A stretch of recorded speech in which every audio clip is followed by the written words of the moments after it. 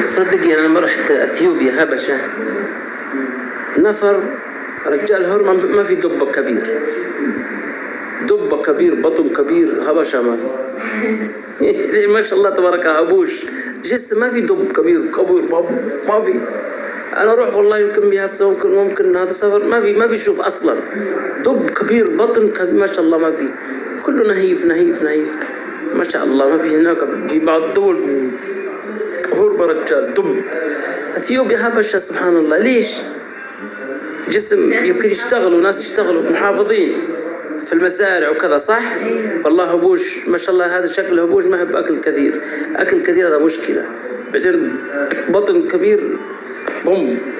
في هنا مكان حق نفر نحيف حبشة يهضوا ما في دبة حبشة جسم حلو كله رجال هرمة. شكرا يا بابا dhugaa jirtu kanatti mee himi madaamonni keessa naati manaa keessa sirritti nu bartume ati atumti jafaadhu sagalee noota ijaarsan naaf taatee dhugaa rabbi maaliif jennaan dhugaa keenya akkanatti yoo baastu kan nutti tola dhugaa jirtu nuti nyaatallee baay'ee nyaanna akkallee nyaatallee jaalanne akkanatti dhugaa nu ba'eendee sagalee nuta reefu taate dubbiiti. Dhugaa baay'ee kolfa jaarsa kana yoo dargu ednaa ashama harka fuunee kabajamtoota daawwattoota hordoftoota keenya nageenyi koo kan jaalalaa fi kabaja bakkaa fi lafa jirtatti siif haa baay'atu. Anis obboleettiin keessan bakkaa fi lafa jirutti waaqayyo galannaa gahu nagaa fayyaa kooti. Isinis akka nagaa fayyaa taatan waaqayyo irraa abdii guddaan qaba. Egaa warroonni mana keenya faaraa taatan weelkaam nooraa isiniin jedheen jira. warroonni afaan arabaa hin dandeenye jechuudha. Jaarsi waan jechaa jiru Abashaan jedhee Itoophiyaawini nama furdaa miti, qaama bareedaa qabu, sheebbii bareedaa qabu, baay'ee tokko nyaatallee baay'isanii hin nyaatanii hedduu namatti tolu jechaadha jechuudha. Asumarraan immoo dhiiraaf dubarri isaaniitu baay'ee tokko qaqalloodha. Furdaa sussurii miti, garaan isaanii guddaa miti. Bakka walumaa galatti furdaa guddaa akka nama biyya keenya nama jibbisiisanii namatti tolu jechaa jira. Walumaa galatti innaa Itoophiyaawii jechuun dhugumatti nama biyya keenyaa jechuun maaliif jennaani nuti nyaanni biyya keenya furdina seeraan alaa nama furdisu jechuudha. Nyaata kuduraalee nyaanna yeroo hundumaa akka biyya kanaatitti foon aannan minaamina kana hin fayyadamu. Nyaanni biyya kanaa foon aannan yeroo hundumaa nyaata wal fakkaataa osoo ta'uyyuu haa ta'uti yeroo hunda nyaata foonii fayyadamtu namoonni jedhanis jiru. Namoonni nyaanni biyya kanaa hedduu biyya qabeenya qabdu nyaanni akka barbaadetti argama warroonni jedhanis hedduu jiru. Nyaanni biyya kanaa oduma jiraatu nyaanni biyya kanaa feekidha jechuudha. Namnis feekidha, nyaannis feekidha. Isiniif galee nyaata qaama namaa ijaaruu miti. Nyaata qaama namaatiif ta'uu miti. Nyaattu yoo nyaatanii garaa nama guddisaa, furdina seera dharaa nama furdisaa, bakka qaama ol keessoo nama godhaa jechuudha. Keenya garuu nyaanni madaalawaadha jechuudha. Nyaata pirootiinii qabu, nyaata viitaaminii qabu, nyaatota garaagaraa kanadha kan nuti fayyadamnu. Nyaanni keenya sirriitti nyaata ijjannuu qabudha jechuudha. Mi'a ammasitti nyaata asii jechuudha. Ni nyaattu garaa keessa nama taa'a. Amma garaa keessa nama hin taa'u jechuudha nyaanni asii. Hin nyaatama akkanumaan garaa addaan nama oofaa malee nyaataniitis garaattis nama hin goru jechuudha. Ginii furdina hin taane nama furdisa. Asumarraan namoota biyya kanaa yoo laaltan dhugaa rabbii tokko fa'aa dugoogoo kan fakkaatantu jira jechuudha. Furdina bushaa sururii wayii furdatu keessattuu isaan garaa kana guddatu jechuudha. Garaa kana bakka dubartiinis dhiirris garaan isaanii kennu biyya tokko ga'a.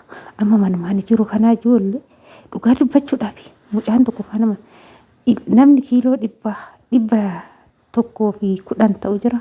Akkas jechuudha namni asii. Ani gizee tokko yaa madaamiti yaa hojii suuqii deeme suuqii keessatti nanneecha jechuudha. Tokko jechuudha. Nama 20 hin ta'a jechuudha namni tokkichi. Namni akkasii garuu dhibee qaba malee furdinas natti hin fakkaatu. Amma namni tokko qal'innas kan jibbu ni jira. Ani amma qal'oodha dhugaa dubbachuudhaaf. Qal'inna kootti nan gammada. Maaliif jennaan namni tokko furdatee kan dhukkuba furdatu jira. Furdatee maashaallah akkas jedhu malee yookaan qaamni isaa sun fayyaa guutuu kan hin qabnetu jira. namni biyya kanaa amma baay'ee fayyaan qabani. Baay'een isaanii amma kan jiraatan kiniiniidhaan jechuudha. Kiniiniin mana isaanii keessa xib jedhee nyaata kan caala kiniinitu mana isaanii guutee jira jechuudha. Nyaata nyaatanii yookaan kiniinii anataa hedduu liqimsu. Ani mana wayii hojjedhee maaltu na mudate seetanii maal naan jette jaartiin madaamii kanaati mana jaartiin namichaa jechuudha. Kanaati mana jaarsaa. Isin qaamni keessa sheeppiin keessa ni bareeda.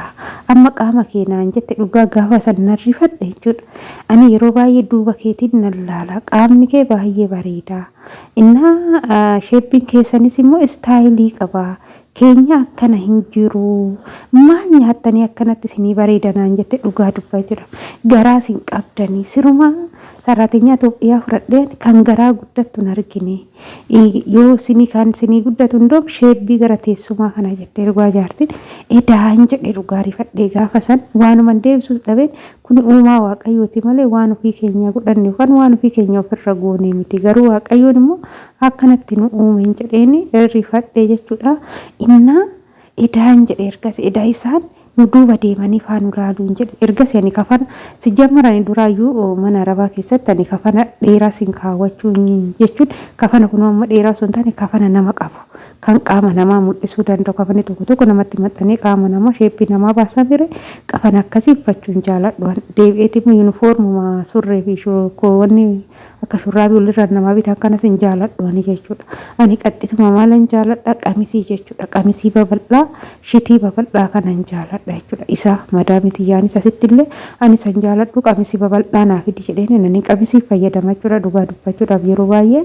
mana arabaa keessatti ani qamisii malee wanta tokkoon fayyadamu gabaabas hin fayyadamu jaaladhu dheeraa bal'aan jaaladha jechuudha allaa luka shafannutti jaaladha inna garuu yeroo baay'ee maal naan jedhu madaamunni ana amantaallee na gaafata amantaan kee maali ani yeroo na gaafata nan dhugaa jettu nan himaani kiristaana jedhuun hime dhugaa istaayilii kee istaayilii musliimaati uffata gabaabaan jaalattu mataa kee rifeensa keetirraa shaashii fuudhu hin jaalattu naan jedhu jechuudha yeroo baay'ee jennaani amantaan kamu qullaa deemaa kan jedhu hin jiru uffata gabaabaa uffadhaa kan jedhu hin jiru rifeensa keechan qullaa akka barbaadan ta'a kan jedhu hin jiru garuu dhalootuma takkas ta'a malee jedheen deebisa dhuguma jirtutu immoo kana jechuudha amantaan qullaa deemi uffata tarsaa uffadhu uffata gabaabaa uffadhu jedhus hin jiru kanaaf ana yeroo baay'ee manni arabduun hin ajaju jechuudha dhugaa dubbachuudhaaf haalli kee namatti tola gaduf qabummaan kee amalli kee akkasumas immoo uffannaa bakka saraatniyoo tokko kafanatti maxxanu kana jaalatu ati garuu isa sin jaalattu naan jedhu dhugaa yeroo baay'ee jechuudha na dinqisiifatu ani madaamutu uffata naa bitanii dhufanii naaf hin taane jedhaani jechuudha yoo natti maxxane ani uffata kana hin fayyadamuun jedhaani maaliif nuti biyya ormaa dhufne keessattuu dhiironni isaanii amma akkuma kaa'amma namichi kun jedhe bar uffannaa keenya laalee booda nama bakka rakkoo namarraan ga'uuf jaarsi kun amma saraatenyoota Itoophiyaas hedduu fidee jira hin argitu jechuudha saraatenyoota hedduutu achi jira jaarsi kun yeroodhaan saraatenyaa addisiif viidiyoo hojjeta anna inni yoo kana laalee tamma taazzabeetuma kana dubbatee jechuudha kanaaf moggola ormaa keessa yeroo jirru uffannaa keenya jechuudha uffannaa saraatenyaadhaa ta'u dirqama isaan fakkaannee jiraachuu qabnu jechuudha isiniif galee uffata saraatenyaadhaa ta'u kan boru jireenya namaa jijjiiru har'a sittan uffata bareedaa uffadhee uffata naqabu uffadhee isaan afoo akka barbaade yoo ta'e bu'aan ani buusu maalidha mee kana bichaan na deebisa bu'aan ani buusu tokkollee hin jiru garuu wanta narraa eegamu saraatenyinatti waan ta'eef uffata naaf ta'u uffata saraatenyaa fakkaatu uffadhee yoonan hojjedhe boruu kiyyammoo asii galee wanta barbaadu san immoo nan godhadha jechuudha bareenni biyya ofiitiin jechuudha obboloota koo akkasii ani immoo jaarsichi asumarraan baay'ee natti tolee madaamota isaatitti afaan arabaatti sagalee nuuf ta'aa jira gaarummaa keenya nuuf himaa jira qulqullina keenya nuuf himaa jira hojii beekuu keenya nuuf himaa jira biyyi keenya bareedduu akka taate biyya gaarii akka taate nuuf himaa jira immoo deebee Itoophiyaallee deebina Itoophiyaa findoo onni hoteela babbareedaa qabdi akkasumas immoo waa hedduu babbareedaa jira finfinneen hedduu namatti tola amma deebi'een deema jechaa jira nama na dhugaa dhugaa jira araa teekii nama namichi ilaalee jedhani haati finfinnee abbaan Saa'udii natti fakkaate iyyuu qiyyixii wayii qabamma waa malee nu faarsu iyyitii qabanatti fakkaate inna viidiyoo kiyyaa sumarraa nan goolabaa turtin wajjin gootaniif guddaa galatoomaa hanga viidiyoo biraatiin walitti deemtu turtii gaarii isiniif haa ta'u. Mana kana immoo laayik sheer sabiskiraayib gochuudhaan nu jabeessaa isiniin jecha namicha kanallee haa jabeeffannu. Namicha akkanatti qurxii itti himee madaamota qurxii isaanii akka beekan nu godhu qiyyixii qaba. Abbo kun nama xeefii fi qamadii ol keessa qabanatti fakkaate. Baay'ee